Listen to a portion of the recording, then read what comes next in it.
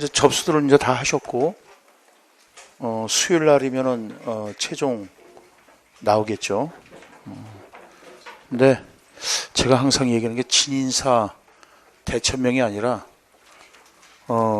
최선을 다했는데 무슨 하늘의 명을 기다립니까?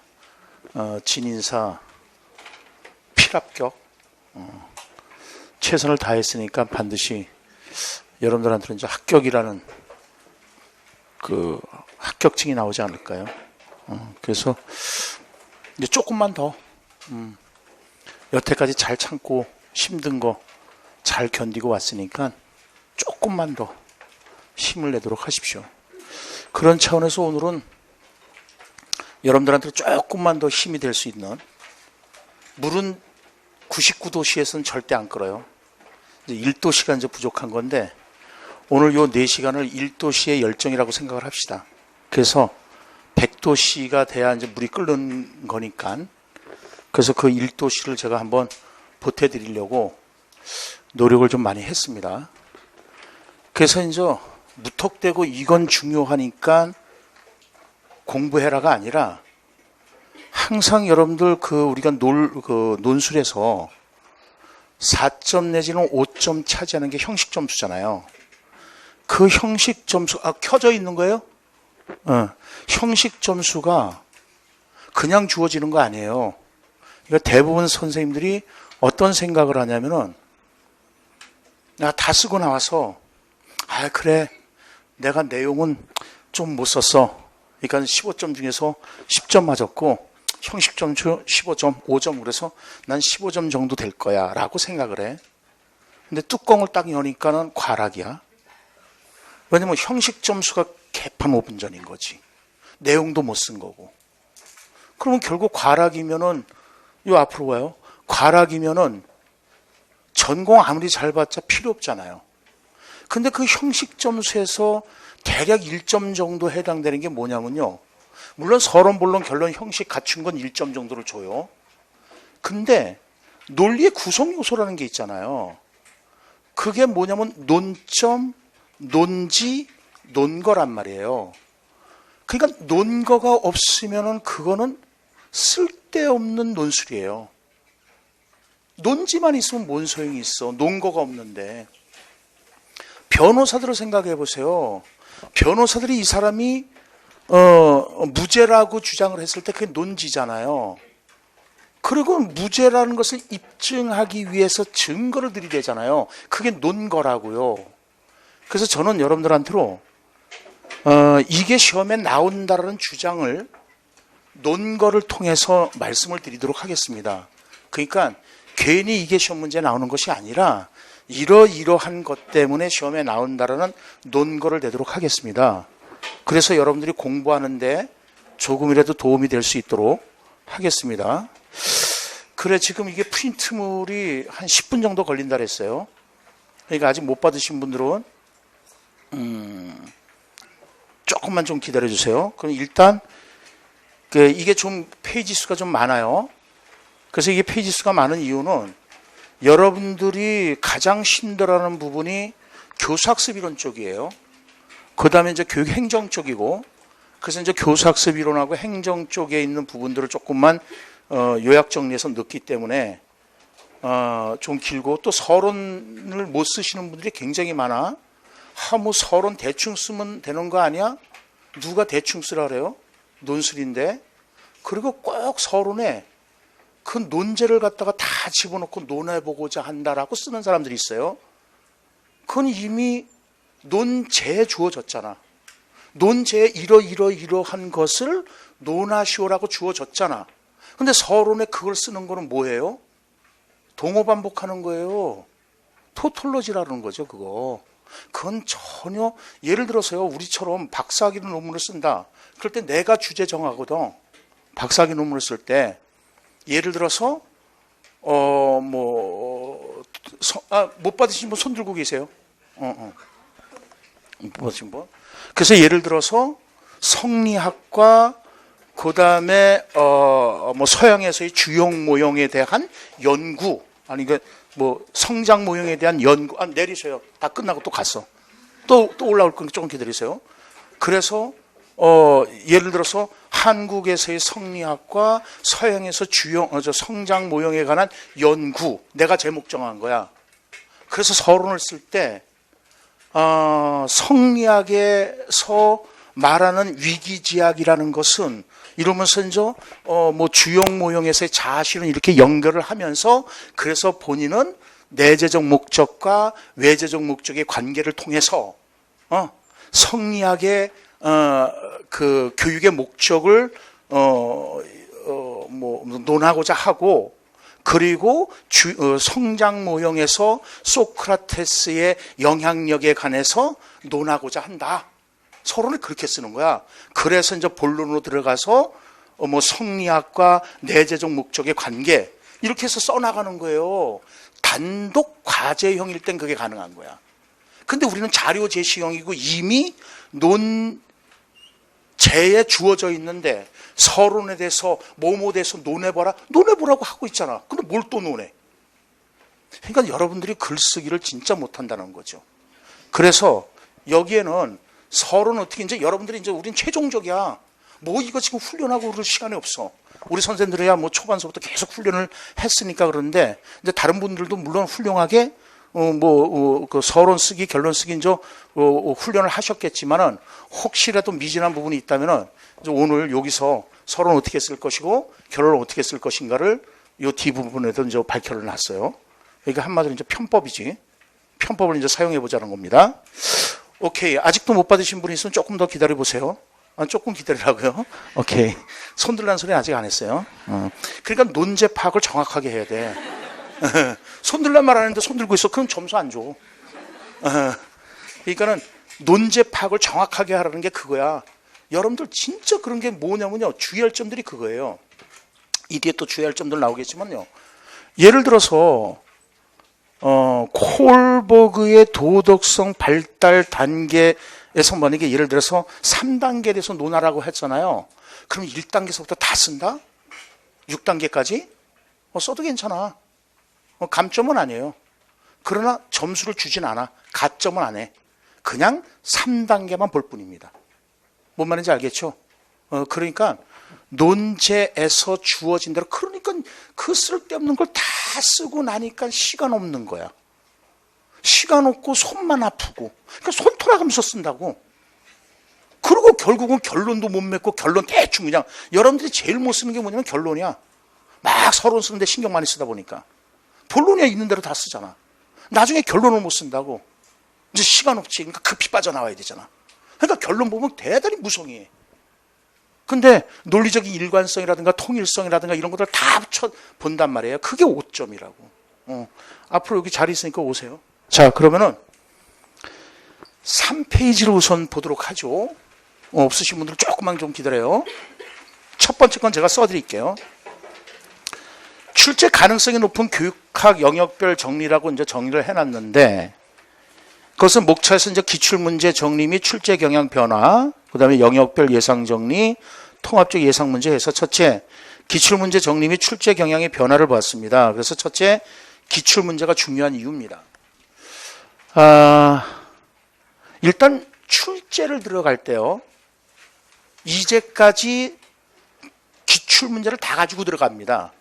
교육과정 평가원에서요. 물론 객관식 문제가 아닌 주관식 문제를 이제 여태까지 우리 논술 문제를 이제 갖고 들어가겠죠. 그런데 객관식 문제도 상당히 이제 중요하죠. 왜 중요하냐면요. 그래서 이거는 이제 제가 책을 처음 쓸 때, 논술 처음 했을 때, 그거는 뭐 증거가 있는 거니까 제가 처음으로 객관식 문제를 분석해서 제 책에다 넣었습니다. 그때 욕을 참 많이 먹었습니다. 객관식 논술을 주관식인데 무슨 객관식 문제냐고.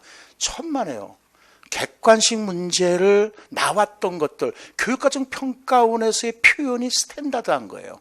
아주 정확한 표현이에요. 그러니까 여러분들이 그거를 옮겨 써주는 것이 가장 좋은 거죠. 왜? 많은 교수들이 고민하고 연구해서 쓴 표현들이거든요. 그러니까 그 표현이 가장 스탠다드한 거라고요. 오케이? 그러니까 여러분들 우리가 글래스하고 글레이저하고 스펠링이 S 하나 차이잖아요. 근데 교육과정 평가원에서 글래서로 발음하고 이 사람은 글레이저로 발음을 한단 말이죠. 시험 문제를 그렇게 냈으니까. 그러니까 우리도 그거에 따라서 그렇게 써주면 되는 거란 말이죠. 그래서 교육과정평가원에서 이미 만들어진 기출문제가 상당히 중요하다는 거죠. 그런데 또 왜 중요하냐면은 그 시험 문제를 일단 보겠습니다. 이전 연도 출제 이론 내에 있는 또 다른 이론 문제가 출제가 될 수가 있다는 거예요. 그래서 이제 거기에 아직 이제 올라올 거니까 조금 기다리세요. 2015학년도 정시에서 학습 조직이 출제가 됐다는 거죠. 그리고 2016학년도에 뭐가 나왔냐면은 비공식적 조직이 시험에 나왔다는 거죠. 그러면은 2017학년도에 뭐가 나올 것이냐는 거예요. 그러니까 저는 근거를 대는 거예요. 논거를 대는 겁니다. 왜냐하면 학습 조직에서 강조하는 것이 자생적 조직이죠. 자생적 조직이라는 것은 자자가 스스로 자자야. 생자가 날 생자야. 스스로 생겨나는 조직이라는 거예요. 그러니까 그게 비공식적 조직을 말하는 겁니다. 비공식적 조직을 다른 말로 자생적 조직이라고 하는 겁니다. 그런 다음에 또 학습 조직에서 강조하는 게 뭐죠? 비전 공유라는 거죠. 그렇다면 여러분들 2017학년도에 지도성이 시험에 나오잖아요. 지도성이 계속 나오잖아요. 그러면 지도성으로 나올 수 있는 것이 뭐가 있다는 거예요? 변혁적 지도성이라는 거죠. 변혁적 지도성이나 분산적 지도성이라는 거죠. 그러면은 이 분산적 지도성, 변혁적 지도성 다 안다고 지금 여러분들이. 모르는 사람 없다고. 근데 분산적 지도성을 공부한 사람들도 있고 안 한 사람들도 있다고. 왜? 분산적 지도성은 딱 한 번 시험에 나온 거거든요. 객관식 시험 문제로. 객관식 시험 문제로 보세요. 학습 조직도 유초등에서 딱 한 번 나온 겁니다. 백워드 커리큘럼도 유초등에서 딱 한 번 나온 거예요. 그 딱 한 번 나온 게 시험 딱 한 번 나왔는데 딱 걸린 거죠, 전부. 어렵다고. 그때 그래서 과락이 굉장히 많았거든요. 그러니까 우리가 한 번 나온 거에 대해서는 좀 더 신경을 많이 써야 된다는 거예요. 왜? 쓸데없이 시험 문제 내는 건 아니거든요. 그래서 이제 교수학습 이론이 우리가 계속 지금 안 나오고 있어요. 그죠? 교육과정은 해마다 나오고 있어, 지금. 근데 교수학습 이론은 우리가 지금 안 나오고 있다고. 그랬을 때 이제 구성주의, 교수학습 이론에서 딱 한 번씩 나온 것들이 있다고요. 그런 건 좀 신경을 써봐야 된다는 거죠. 왜? 그렇지 않아도 구성주의는 조금 이따 얘기하겠지만요. 시험에 나올 근거는 이미 마련되어 있습니다. 왜 마련이 되어 있냐면요. 2014학년도서부터 논술을 보기 위해서 개발된 문항들 5개가 제시가 됐다고요. 자, 그래서 다시요. 그래서 교육부에서 우리 논술 이런 스타일로 내겠다고 5개를 제시를 했습니다. 그 중에서 첫 번째하고 두 번째는 시험에 나왔습니다.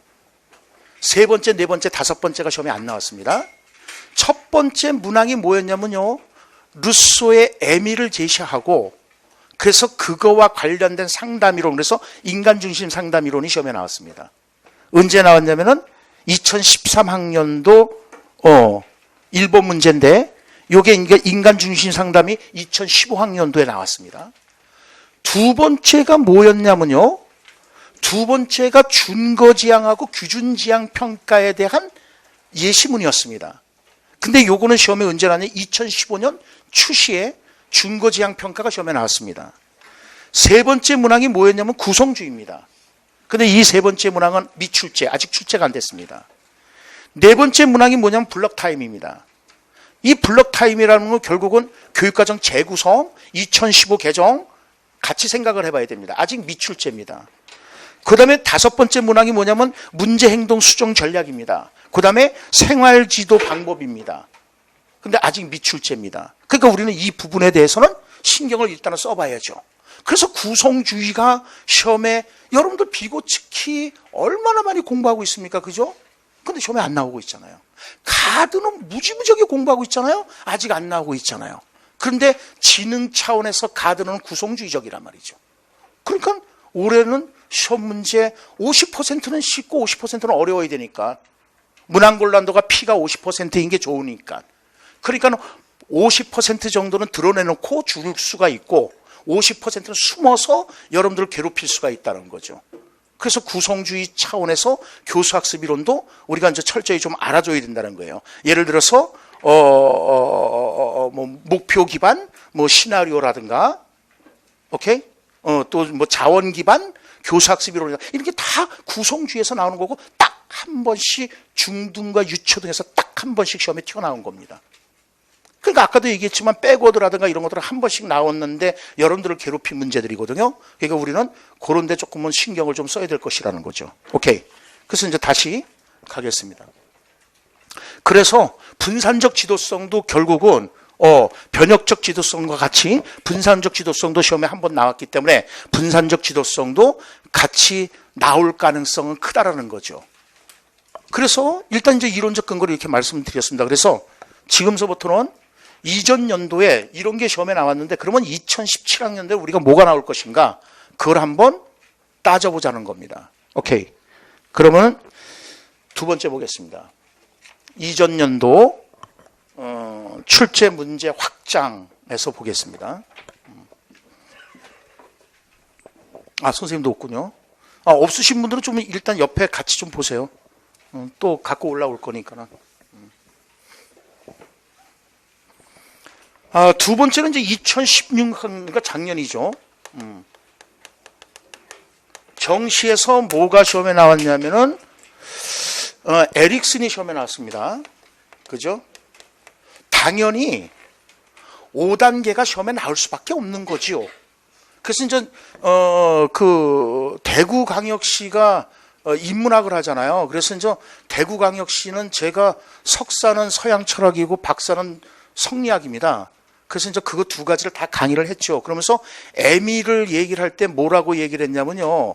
에밀 1, 2편은 유아 초등 쪽에서 나올 거고 3, 4편은 중등에서 나온다라고 얘기를 했습니다.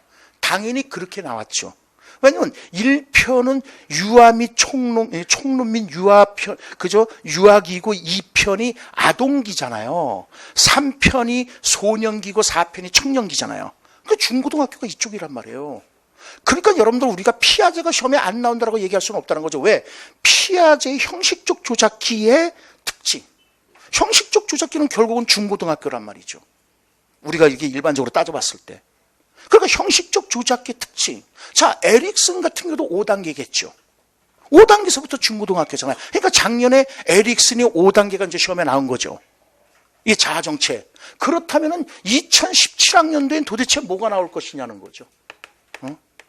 그러면 이게 확장이 돼서 나올 수 있는 것이 뭡니까? 마샤죠. 근데 마르샤라고 읽는 사람들이 있는데 사실상 교육과정 평가원에서 마샤로 정의를 돼서 시험에 나왔습니다.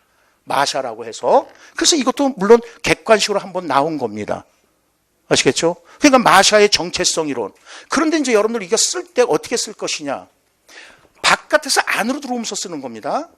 그러니까 표라든가 이런 것들을 머릿속에 딱 집어넣었을 때 먼저 기준점이 있단 말이에요. 이걸 나누는 기준점이 있다면 기준점을 먼저 제시를 하고 그리고 그러니까 우리가 표가 딱 있을 때 이렇게 표를 하잖아요. 그죠? 표를 해서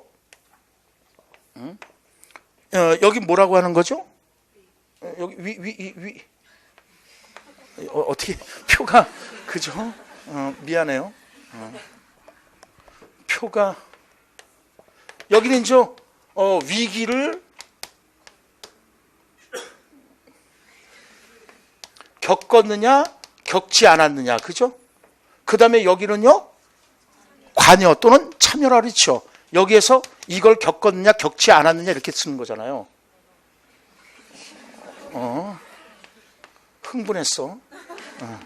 이렇게 되는 거잖아요. 그러니까 항상 쓸 때 바깥에서 안으로 들어온다는 거지.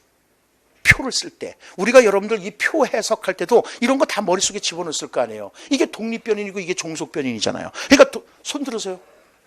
안 하시는 분들 손 들고 계세요. 그래서 독립변인 해석하고 종속변인 해석하는 거거든요.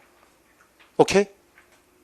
그러니까 여러분들 카텔 같은 경우도 해석할 때 결국 뭐예요? 나이에 따라서 지능이잖아요.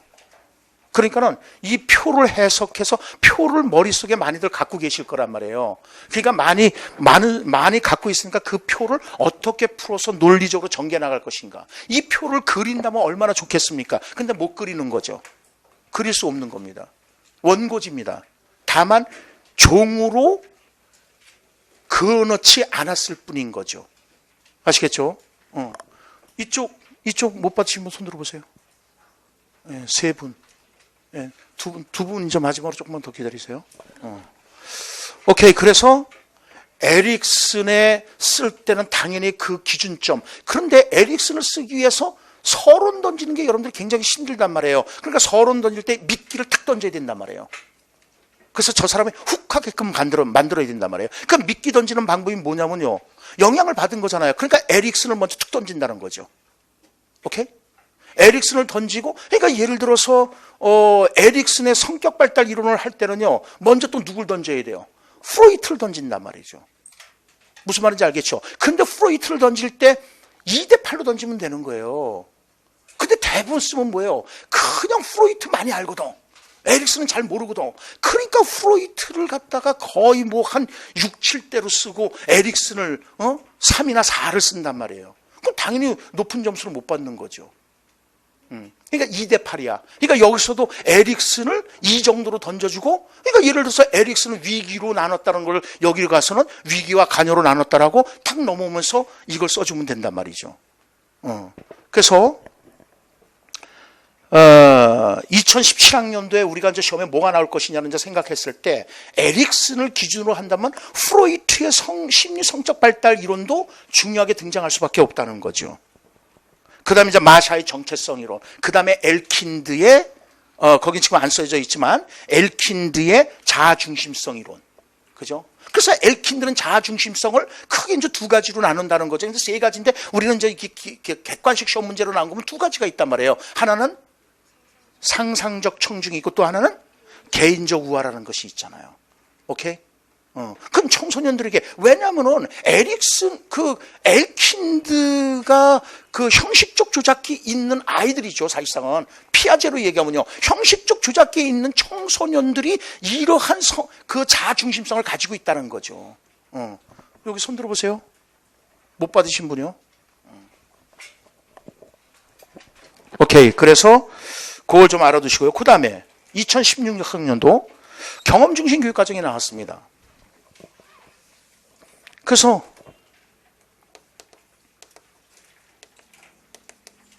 경험중심 교육과정이 나왔는데 해마다 시험에 나오잖아요. 교육과정은요. 해마다 시험에 나옵니다. 그러니까 우리는 좀 아직 시험에 안 나온 부분에 대해서도 신경을 많이 써야 돼요. 일단 경험중심 교육과정이 나왔다는 것으로 봐서 2017학년도에 이 경험과 관련 지어서 우리가 좀 생각을 좀 많이 해봐야 된다는 거예요. 경험과 관련 지어서. 앞으로 오세요. 그러면 경험과 관련 지었을 때 그 유명한 게 뭐냐면 콜브라고요. 콜브의 경험학습. 이것도 여러분들 다문화로 해갖고 한번 딱 튀어나온 거거든. 그게 이거 머릿속에 지금 안 들어가 있단 말이야. 안 들어가 있으면 빨리 지금 넣으면 되는 거예요. 그러면 여러분들 이 표를 우리는 머릿속에 갖고 있단 말이죠. 그럴 때 어떡하라 그랬어요? 바깥에서 안으로 치고 들어오면 된다 그랬잖아요. 그래서 두 가지로 일단 기준점으로 나누잖아요. 하나는 뭐예요?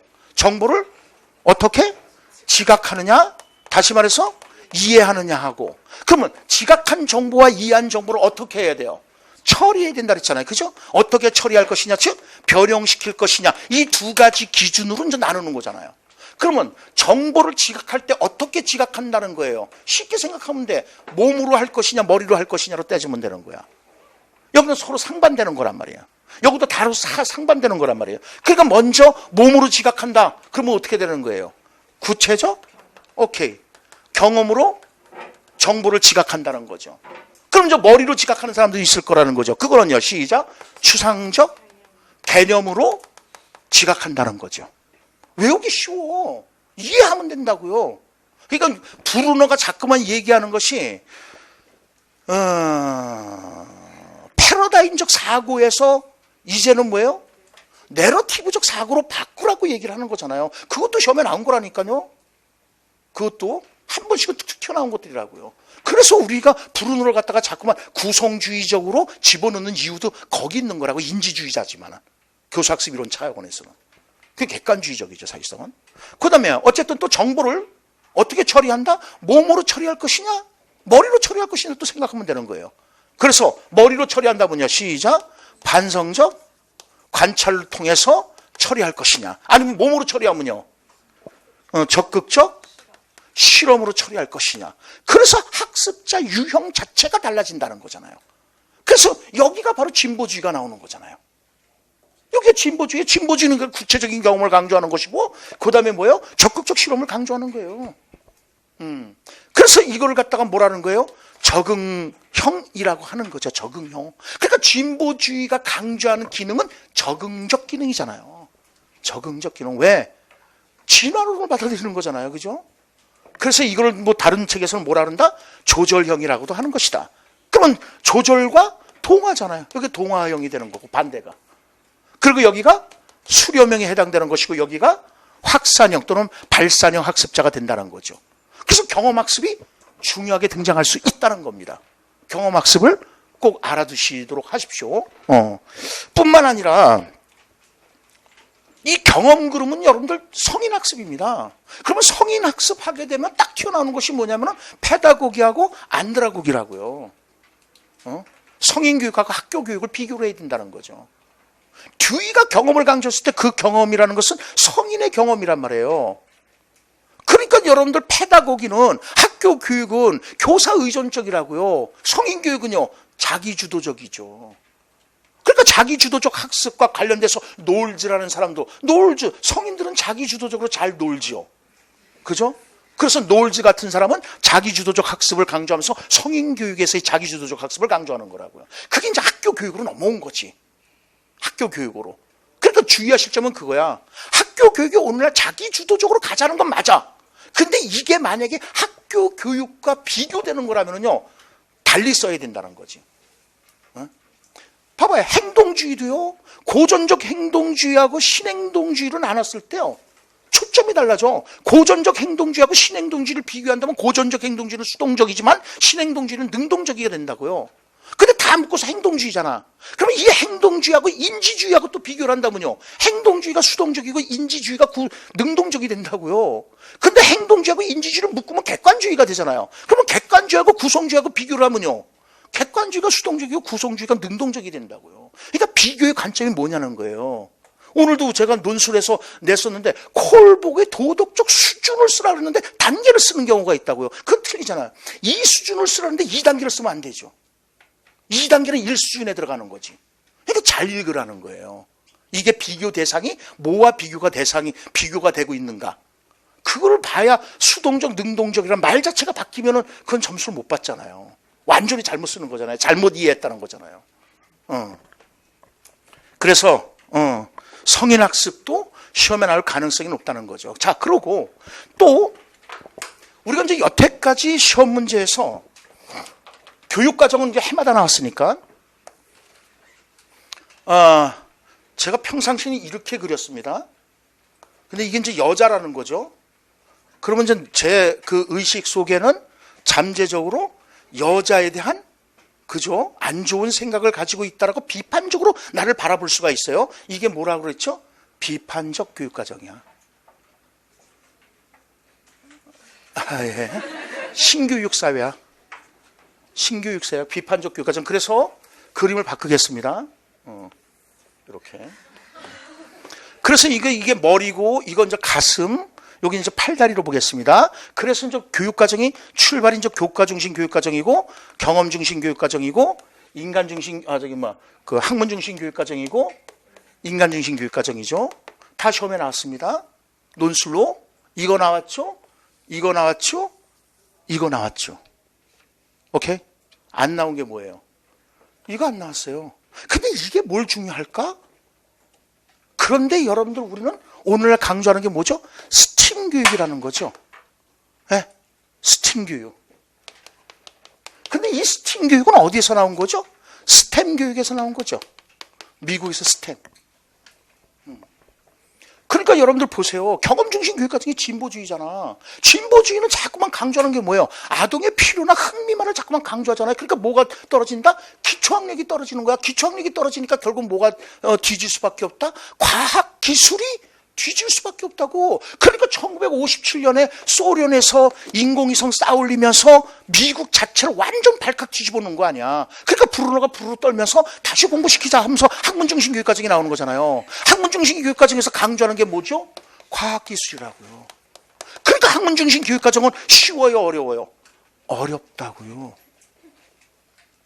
교사들도 지식의 구조를 이해를 못한다는 거지. 그래서 외웠다는 거지. 그러니까 제가 고등학교 다닐 때 학문 중심 교육 과정이었는데 전부 다 외웠다니까요. 진짜로 다 외웠다니까요. 국어도 다 외웠다니까요. 관동별곡도 외웠는데 뭐.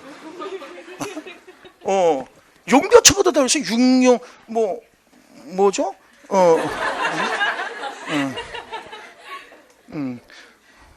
해동 육령이 나라샤 일마다 천복이시니. 뭐 이 정도 가지고 그다음에 저 이장이 뭐죠? 꽃 띄었고 여름 하나니 불이 깊은 난간 일장인가 보다. 그게 불이 깊은 난간 바람에 아니 밀쇠 꽃 띄었고 여름 하나니 이런 거 그거 다 외웠다니까. 그래서 125장이 닝그마 니띠 마르쇼쇼 그래서 물망장으로서 다 외웠다니까. 국어도 다 외웠다니까요. 학문 중심 교육 과정의 문제점이라는 거죠. 그러면서 결국은 학문 중심 교육 과정에서 중심이 되는 게 뭐야? 학문이잖아. 인간이 중심이 돼야 되는 거 아니에요. 그러니까 인간 소외 현상이 벌어진다라고 얘기를 하는 거예요. 그래서 인간 소외 현상을 극복하기 위해서 등장한 것이 실존주의 철학이죠. 그러니까 여러분들 여기 인간 중심 교육 과정에는 실존주의 철학이 이제 들어가기 시작한다고요. 여기 이제 진보주의란 말이에요. 오케이? 자, 그런데 교과 중심 교육 과정, 학문 중심 교육 과정에서도 강조하는 것이 스템이라고요. S가 뭐예요? 사이언스라고요. 과학이라고요. T가 테크놀로지 그래서 기술입니다. 그래서 과학기술이라고요. E가 이제 엔지니어링 그래서 공학이고 A가 스템이에요. 여기 M이에요. M이 매너매틱스 수학이라고요. 근데 우리나라는 이걸 싹 끌고 들어온 거죠. 싹 끌고 들어서 2015 학년도 그죠? 2015 개정에서 드디어 스팀 교육을 얘기하기 시작한단 말이죠. 뭐가 들어갔어요? A. 아트가 들어간 거죠. 그래서 이걸 갖다가 뭐라는 거예요? 창의적인 인재를 양성하는 거야. 그래서 융합이라고 그래, 융합. 근데 실제로 맞는다고요. 여러분도 삼성이 애플한테로 2,700억 원인가를 물어줘야 되잖아요. 뭐 때문에요? 디자인 때문에. 그러니까 스마트폰 자체가 엔지니어링 공학을 이용한 거라면은 거기에 뭐가 들어간 거예요? 아트가 빠져 있던 거죠, 우리는요. 그래서 자꾸만 강조하는 게 창의성에 말해요. 그러니까 여러분들 창의력이 시험 문제 나올 가능성이 상당히 높습니다. 왜? 근거를 말씀을 드릴게요. 21세기 지식 기반의 사회를 지탱하는 교육이 딱 두 가지란 말이에요. 하나는 인성교육이고요. 또 하나는 창의성 교육이라고요. 그러면 자, 이 인성교육은요. 또 뒤에서도 나오겠지만요. 이제 뒤에 또 나올 거예요. 지금 평가 자체가 바뀌고 있습니다. 동향이. 그래서 두 가지는 나왔어요. 형성평가로 바뀌고 그래서 형성평가가 2번씩이나 나왔어. 그러니까 우리나라는요, 여러분들 옛날에 시험 문제 한 번 나온 건 안 나온다. 아니야. 우리나라는 성형의 대국이잖아. 그러니까 성형수술에서 나온다니까요. 그래서 형성평가가 시험에 나왔고 준거지향평가가 나왔단 말이에요. 그리고 세 번째로 뭐가 있냐면은 정의적 영역에 대한 평가로 방향이 바뀌고 있다는 거예요. 현재 동향이. 그러면 정의적 영역의 평가 방식으로 뭐가 있느냐? 클래스홀이죠. 우리가 여러분들 이제 블룸 할 때 많이 하는 거 정의적 영역. 감반, 가조인 그거. 감수 반응 그죠? 조직화 감반, 가치화, 조직화, 성격화하는 거 있잖아요. 그걸 좀 잘 알아둬야 되죠. 그렇게 바뀌고 있단 말이에요. 그러니까 이제 여러분들 그렇지 않아도 클래스홀이라든가 블룸 같은 경우는 중요한 인물인데 평가 방향 자체가 바뀌었고 두 가지는 나왔으니까 세 가지를 크게 동향이 바뀐다라고 보는데 한 가지 안 나온 게 바로 정의적 영역에 대한 평가란 말이죠. 여기 이 프린트물에 있어요. 그때 보도록 하시고요. 그래서 여러분들 요 인성교육과 관련돼서 나올 수 있는 것이 뭐냐? 바로 정의적 영역의 평가는 인성교육과 전인교육과 관련된 것들입니다. 그리고 여러분들 인성교육과 관련돼서 우리는 자유교육이 이미 시험에 나왔다고요. 자유교육이 괜히 나왔겠냐? 인성 때문에 나온 겁니다. 그럼 이제 창의성은 아직 시험에 안 나왔다는 거죠. 그래서 먼저 브레인스토밍 기법이라든가 스캠퍼 기법이라든가 그 기법들이 굉장히 많잖아요. 기법이 있다는 건 뭐 말하는 거죠? 창의력은 훈련이 가능하다는 거죠. 지능도 훈련이 가능하다라고 가드너는 주장하지 않습니까? 그죠? 다 당연히 뭐예요? 드웩 같은 사람도 그렇게 강조를 하고 있잖아요.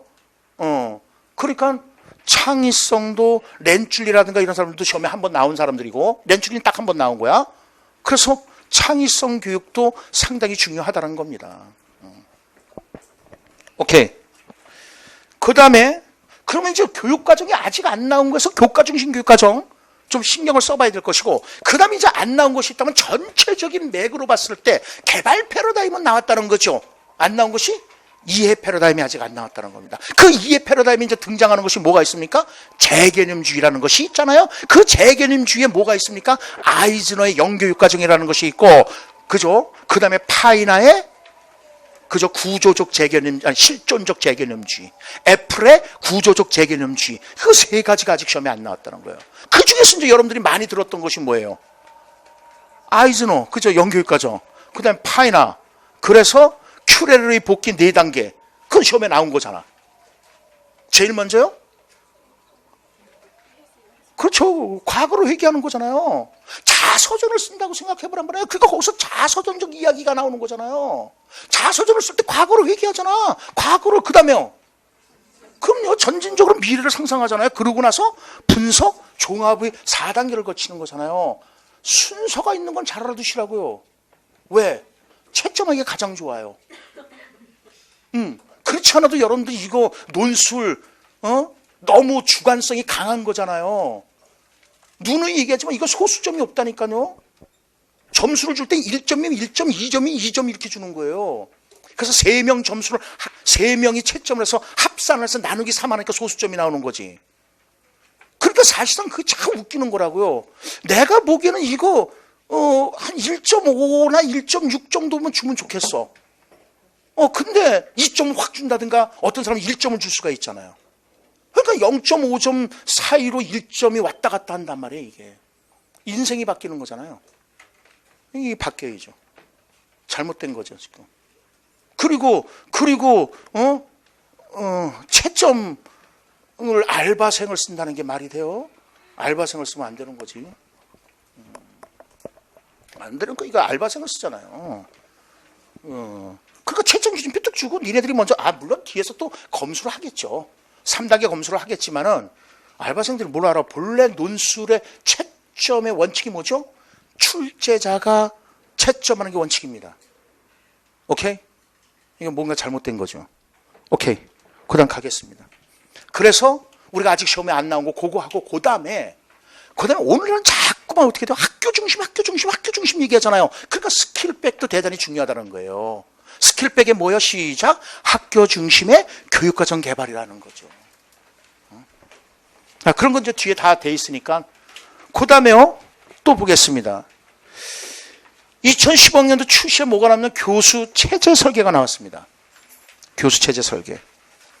그러면 이제 여러분들 여기서 전통적인 교수 설계와 대안적인 교수 설계를 철저히 알아둬야 된다는 거지요. 왜냐면 이거 시험 문제 나왔을 때 이게 중등에서 나왔을 거야. 이게 중등에서 한 번 나왔을 때 전부 어려워갖고 다 틀렸어. 이게 객관식으로 나왔을 때. 그러면 이게 무슨 말이냐면요. 이게 브루노입니다. 브루노 작품입니다. 그러니까 브루노가요. 결국 우리가 실패한 구성주의라고 얘기하지 않나요? 브루노가 생각하는 것 자체가 인간의 사고 양식도 크게 두 가지가 있다는 거야. 하나는요, 패러다임적 사고가 있고 또 하나는요, 내러티브적 사고가 있다는 거야. 그래서 역사과에서는 내러티브적 서술과 그 패러다임적 서술이라는 얘기가 나오잖아요. 그것뿐만 아니라 지금 교수 설계 이론도 이 사람은 바꿔야 된다고 보는 거야. 자기가 잘못됐다라고. 여러분들 보세요. 피터스하고 허스트는 나중에 그러잖아요. 자기가 잘못했다고. 지식의 형식을 포기한다고. 사회적 실제를 지향한다고. 그것처럼 브루노도 1980년대 그런 얘기를 하는 거라고요. 자기가 지식의 발견적 속성만 강조했다는 것은 이거 잘못된 거다 하면서 나오는 거란 말이죠. 그래서 교수 설계 자체가 달라져야 된다는 거야. 그러면 교수를 설계하기 위해서 요소가 3가지가 있다고요. 그래서 요걸 시험 문제 딱 냈죠, 저도요. 내니까 전부 누구 쓰냐? 라이겔루스를 쓴단 말이에요. 라이겔루스를 보자는 것이 아니거든요. 그러니까 그걸 제대로 쓴 사람이 한 20%뿐이 안 된다는 거죠. 그러니까 그 사람들 고득점을 맞는 거죠. 자, 교수 설계할 때 3가지 조건이 뭡니까? 아니, 3가지 요소가 뭡니까? 맨 처음에 교수 조건이 있고요. 그 다음에요. 교수 방법이 있고, 그 다음에요. 교수 결과가 있잖아요. 그런데 전통적인 방법은요, 이걸 독립변으로 보는 거잖아요. 이걸 독립변으로 보는 거고, 요거를 뭐로 보는 거예요? 종속변으로 본단 말이에요. 종속변으로. 그런데 이제 시험 문제에 나왔던 것이 뭐가 나왔었냐면, 브루노가 시험에 나오면서 이렇게 나왔단 말이죠. 교수 조건, 그 다음에 교수 결과, 그래서 이렇게 해서 여기가 교수 방법, 이렇게 나왔다고. 그림. 그 그림 풀어보신 분들이 있을 거야. 그래서 어려워서 전부 때려친 사람들이 있을 거야. 1, 2, 3, 4 보고. 이게 독립변이냐? 그죠? 이걸 종속변으로 본다는 거거든. 그래서 브루노는 결국 뭐예요? 교수 조건과 교수 결과에 따라서 교수 방법이, 그 결과에 따라서 교수 방법이 다양해진다는 거잖아. 그러니까는 기술적이야, 처방적이야. 처방적이고 여기는 기술적이라는 표현을 하기 시작하는 거란 말이에요. 그래서 브루노의 교수 이론에서는 그죠? 수업 이론과 교수 이론으로 딱 나누잖아. 그래서 수업 이론은 처방적이라고 얘기를 하잖아. 규범적이고 처방적이라고 얘기하는 거잖아. 그리고 학습 이론은 뭐가 된다? 기술적이라고 정의를 내린다고요. 브루노가 교수학습 이론에서. 그러니까 여러분들 교수학습 이론을 어려워하는 이유가 거기 있는 거라고. 독립변이 종속변이 뭔 줄 모르니까. 근데 어쨌든 이건 대단히 중요한 거란 말이에요. 그래서 이게 전통적인 방법이고 이게 대안적인 방법이라는 거야. 오늘날 자꾸만 이쪽으로 빠지잖아. 교수 방법을 자꾸만 강조한단 말이야. 그러니까 여러분들 절대평가도 결국 뭐예요? 교수 방법을 개선하는 자료로 사용할 수가 있는 거야. 형성평가도 뭐예요? 형성평가를 해서 결국 교수학습 방법을 개선하고자 하는 자료로 쓰는 거잖아요. 그러기 때문에 대단히 중요하다는 거예요. 그런 걸 알고 공부를 하시라는 거야. 그냥 이런 부분에서는 자 중요하죠, 별표가 아니라는 거죠. 분명히 중요한 이유가 있다는 거죠. 그 이유를 알고 공부를 하라는 거죠. 오케이? 아, 침 튀었어요? 미안해. 노얄젤이라고 생각하십시오. 오케이. 자, 그래서 교수 체제 설계에서 뭐 이제 던킨과 비들의 뭐 교실 내 수업 과정, 이런 것들, 이것도 딱 한 번 시험에 나온 겁니다. 그것도 표로 나왔어. 그것도 다 틀렸어. 그것도 표만 나오면 다 틀려. 근데 이 표를 머릿속에 넣고 있어야 풀었을 수가 있다고. 사실상은 여러분 시청각 교육이 뭘 말하는 겁니까? 이런 표를 통해서 학습자들의 학습을 좀 더 쉽게 이해할 수 있게끔 만들어주는 거잖아. 그러니까 여러분들 상징적 표현 양식으로 갈수록 그죠? 언어적으로 설명하는 거잖아. 그러니까 애들을 어린아이들을 상징적 표현 양식으로 사용하면 못하지. 이해를 못하지. 그러니까 사실상은 시청각 교육이 좋은 건 좋은 거죠. 어쨌든 그래서 그다음에 이제 어시하고 디캐리 모형. 디캐리 모형은 여러분들 작년에, 그러니까 재작년에 여러분들 그 시험에 나온 것이 2015학년도 출시 시험에 나온 것이 디캐리가 나온 걸까요? 에디 모형이 나온 걸까요? 에디 모형이 나온 겁니다. ADDI 모형이 나온 겁니다. 그런데 그 ADDI 모형, 에디 모형과 디캐리 모형은요, 철저하게 같이 묶어서 공부를 해야 된다는 거죠. 똑같아. 그러면 에디 모형하고 어시오 모형하고 분명히 차이가 있다는 거죠. 또 에디 모형하고 어시오 모형.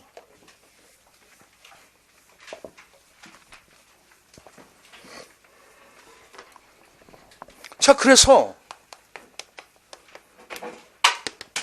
에디 모형이고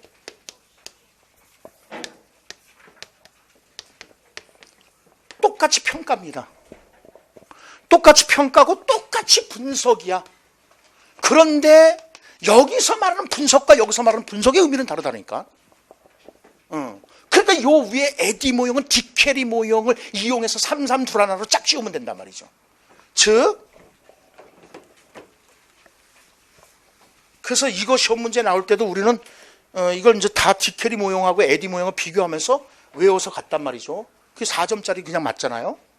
자, 일수놀이를 한다 그랬죠? 그런데 이자를 안 갚으니까 화가 분출이 된다.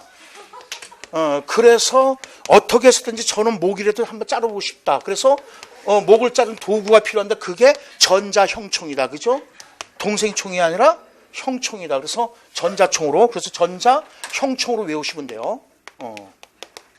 그래서 삼삼두라나야. 여기가 A, 애널시스 분석, 여기가 디자인. 디자인했으면 그 다음에 설계해야 되는 거죠. 개발해야 되는 거죠. 설계했으니까 개발, 디벨롭먼트 개발. 그리고 I가 없는 거죠. 여기에는. 그죠? 차이점이 있다면 I가 없는 거야. I는 임플리멘테이션, 그래서 설치해서 사용해보고 시설을 관리하고 해야 된다는 거잖아요. 그죠? 그 다음에 여기에 이제 마지막으로 평가라는 거죠. 그런데 어슈어 모형은 뭐냐면 교사가 수업을 하는데 뭐를 사용해야 돼? 매체를 사용해야 되잖아요. 매체. 수업 매체를. 그러니까 수업 매체를 사용하기 위해서 제일 먼저 해야 될 것이 뭐다? 학습자 특성을 분석하라는 거야. 이 사람이 여자인지 남자인지 얘네들이, 아니면 나이가 몇 학년, 이게 몇 학년인지, 이 아이들의 출발점 행동은 어떤지, 이런 것도 전부 분석하라는 거야. 그리고 나서 S, 그저 목표를 진술하는 거잖아요. State Objectives, 목표를 진술해라. 목표를 진술하고 나서 그에 맞는, 그쵸, 매체를 선택하라는 거지. 근데 선택할 매체가 없으면 어떡하라? 그럼요, modify, 변형시켜보는 거야. 기존에 있는 매체를 변형시켜봐라 이거야. 근데 기존에 있는 매체를 변형시켜서도 안 된다. 그러면 뭐 하라는 거예요? 디자인, 설계해보라는 거예요. 새로 매체를 설계하라 이거야. 그럼 이제 설계를 했다? 그럼 매체를 선정했다? 그러면 그 다음에 이제 해야 될 것이 뭐예요? 그럼 이제 교사가 사용해봐야 된다는 거예요. 매체를 사용해보라는 거예요.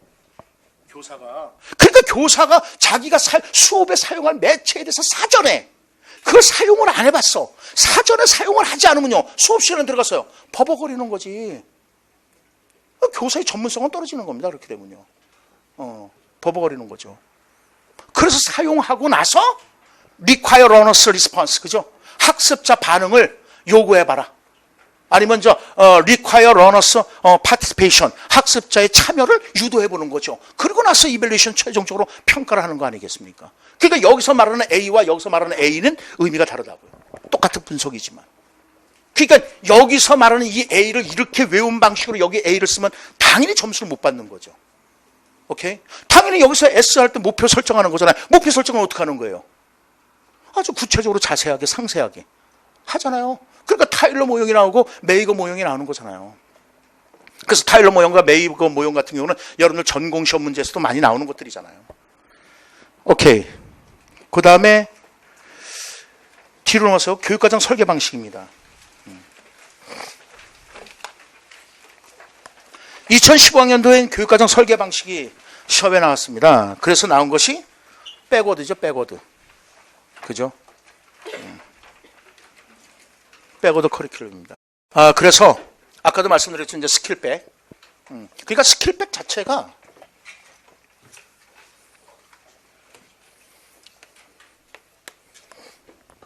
여기 이제 합리성이죠, 그죠?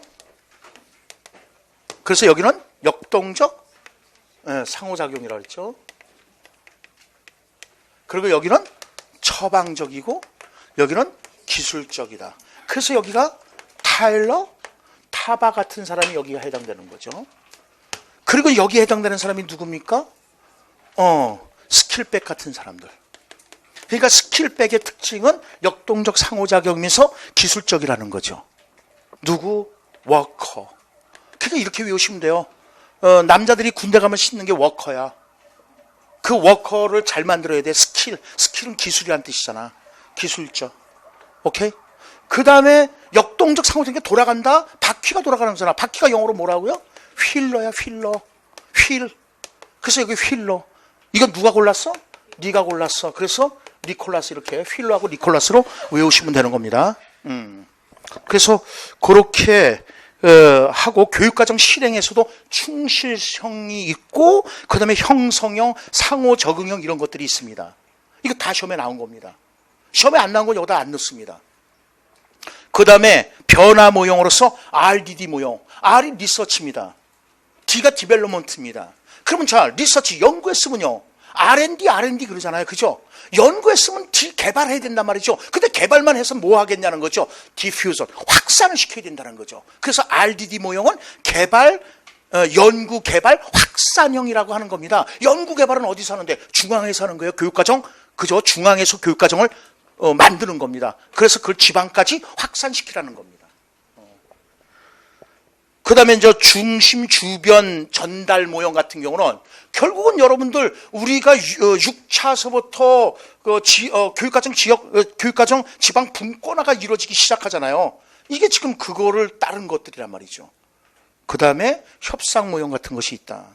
그래서 이제 그 정도로 한번 읽어보시라. 왜냐면 이건 이미 다 나와 있는 것들이야. 그래서 여러분들이 인터넷을 뒤져보거나 아니면 여러분들이 지금 공부하고 있는 교육학 책을 뒤져보면 다 나오게 돼 있습니다. 그 다음에 이제 2014학년도 동기가 나왔습니다. 그래서 켈러의 ARCS가 나왔습니다. 물론 ARCS 외에 이제 뭐 다른 학습 동기를 유발시킬 수 있는 걸 쓸 수 있겠지만, 근데 2015학년도 이제 학습 동기를 향상시키는 협동학습 시험에 나왔습니다. 그럼 2017학년도 이제 뭐가 나올 것이냐는 거죠.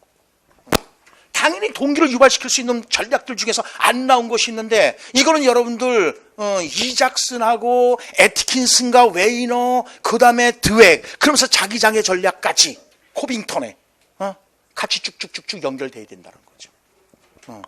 왜냐면 결국은 교수 학습 방법을 자꾸만 개선시켜야 되는 이유는 학습자의 동기를 유발시켜야 된다니까요. 학습자의 동기가 유발되지 않는다? 그러니까 여러분들 제일 먼저 주의 집중시키는 이유도 학습자의 동기를 유발시키기 위해서 주의 집중을 시키는 거라고요. 그러니까 여러분들 이 주의 집중도 대단히 중요하다고요. 주의 집중과 관련돼선 여러분들 이따가 나오겠지만은 간에도 주의 집중이 제일 먼저 이루어지는 거잖아요. 켈러의 ARCS에서도 어텐션, 주의 집중이 제일 먼저 이루어지는 거잖아. 정보 처리에서도 제일 먼저 정보 처리하는 과정에서 제일 먼저 벌어지는 건 뭐야? 주의 집중이라고요. 주의 집중이 이루어지지 않는 것은, 그러니까 여러분들 이게 이제 통합적으로 저는 강의를 하는 건데, 여태까지 여러분들 떨어져 있는 것들을 모아보려는 거예요. 이제는 모아야 돼요. 시험이 여러분들 단독 과제형으로 나오는 게 아니니까. 그래서 뒤에서 이제 나오겠지만 주의 집중에 관련돼서 시험에 그래서 반두라는 이미 나온 거고, 켈러 나왔잖아요. 이제 간에 이런 사람들, 그 다음에 정보 처리 이론, 알파고 때문에. 알파고 정보 처리잖아요. 정보 처리 이론이잖아요. 근데 정보 처리 이론의 문제점을 극복하기 위해서 나온 것이 신경망 이론인데, 신경망 이론은 객관식으로 나온 적은 없어요. 시험 문제 답지에는 소개가 돼 있어도. 근데 당연히 정보 처리 이론의 문제점을 극복한 신경망 이론을 같이 비교해서 봐야죠. 그러니까 알파고 때문에 당연히 나올 겁니다. 그 다음에 요번 그 최순실 씨라고 붙여야 되나요? 어쨌든 도덕성 문제. 길리건 여성 중심의 도덕성이잖아요. 콜복은 남성 중심의 도덕성이고. 근데 여태까지 시험 문제가 남성 중심의 도덕성이 나왔죠. 출제자가 누군데요? 남성이 들어갔기 때문에. 이걸 비판하는 게 뭐예요? 비판적 교육과정이라고. 교육사회학. 그러니까 교육사회학이 굉장히 중요하다고요. 자, 어쨌든 여러분들 뭐 정치가 왜 들어가냐? 아니에요. 출제 원칙에 사회적 상황을 반영하는 것도 있습니다. 출제 원칙이에요. 자, 그 다음에 협동학습이 나왔기 때문에 적성처치 상호작용이, 특히 개별화 교수, 그것도 시험에 나올 가능성이 높다는 거죠. 왜? 협동학습이 나오게 된 건 뭐죠? 개별화의 문제점을 극복하기 위해서 나온 것이 협동학습이지 않습니까? 오케이? 그 다음에 2015학년도 이제 출시해서 학문중심 교육과정이 나왔습니다. 그렇다면 이제 도대체 2017학년 돼서 뭐가 나올 것이냐? 당연히 발견학습이 중요하게 등장하는 겁니다. 그런데 학문중심 교육과정하고 발견학습, 이거 여러분들 헷갈려서 쓰지 말라는 거죠. 이제 뒤에서는 할 겁니다. 이제 주의할 점들. 왜냐면 예를 들어서 피아제의 인지적 불균형하고 인지적 불균형으로 써야 되는데 인지적 부조화로 쓰면 안 된다고. 잘못 쓰면 큰일 나는 거예요. 왜냐면 인지적 부조화는 누구야? 페스팅어라는 사람이라고. 발음이 못 들어봤어요? 그럼 그냥 한국식으로 할게요. 페스팅거. 비교 이론이잖아요. 그래서 페스팅어의 영향을 받은 사람이 아담스의 공정성 이론이라고요. 그러니까 너하고 나하고 비교해보는 거잖아. 그래서 너의 투입과 산출량, 그리고 나의 투입과 산출량이 같을 때 공정하다고 보는 거잖아. 내가 너무 과급여를 받는다든가 저급여를 받는 것 자체도 공정하지 못하다고 보는 거잖아. 이게 페스팅어의 사회 비교 이론에 영향을 받은 거라고요. 그러면서 인지적, 정의적 영역에 대한 인지적 부조화가 생긴다는 거야. 그러니까 이거는 피아제가 말하는 인지적 불균형하고는 전혀 다른 말이란 말이야. 그러니까 그런 표현들을 잘 알아서 쓰시라는 거예요. 헷갈리지 말고 그건 이제 뒤에서 할 겁니다. 흥미롭지요? 그래서 우리가 드라마는 흥미 있을 때 딱 끝나고 다음 회로 간다고요. 그래서 덥잖아요. 조금만 쉽시다. 1시간 했으니까 한 5분, 10분 정도만 쉬었다 갑시다.